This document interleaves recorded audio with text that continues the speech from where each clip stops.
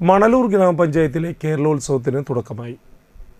കായികമേളയുടെ ഉദ്ഘാടനം മണലൂർ ഗ്രാമപഞ്ചായത്ത് president Simon തെക്കത്ത് നിർവഹിച്ചു. മണലൂർ പഞ്ചായത്തിലെ വിവിധ സ്കൂളുകളിൽ പഠിക്കുന്ന സംസ്ഥാനതല കായികമേളയിൽ ജൂനിയർ ആർച്ചറി കർവ് വിഭാഗത്തിൽ സ്വർണം നേടിയ നോയൽ ജോസഫ് ദാസും സംസ്ഥാന കായിക മത്സരത്തിൽ വുഷു വിഭാഗത്തിൽ സ്വർണം നേടിയ കുമാരി ലക്ഷ്മിയും ചേർന്ന് മത്സരങ്ങൾ ഫ്ലാഗ് ഓഫ് ചെയ്തു.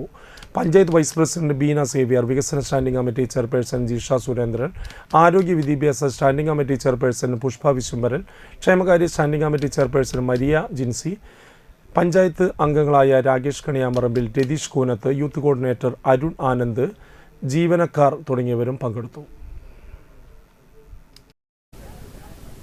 അവൻ്റെ അന്തർലീനമായി കിടക്കുന്ന കഴിവുകൾ വാർത്തെടുക്കാൻ കിട്ടുന്ന വേദികളാണ് ഈ കലാകായിക മത്സരങ്ങൾ. സംസ്ഥാന സർക്കാർ നമ്മളുടെ വയനാട് ദുരന്തം വന്നപ്പോൾ ഇതിനെ നമ്മൾ കുറച്ചു കാലത്തേക്കൊന്ന് നീട്ടിവെക്കുകയാണ് ഉണ്ടായത്. ഞാൻ പോകുന്ന സ്ഥലത്തൊക്കെ ചോദിക്കും, ഈ കളി എന്ന് നടക്കുന്നു.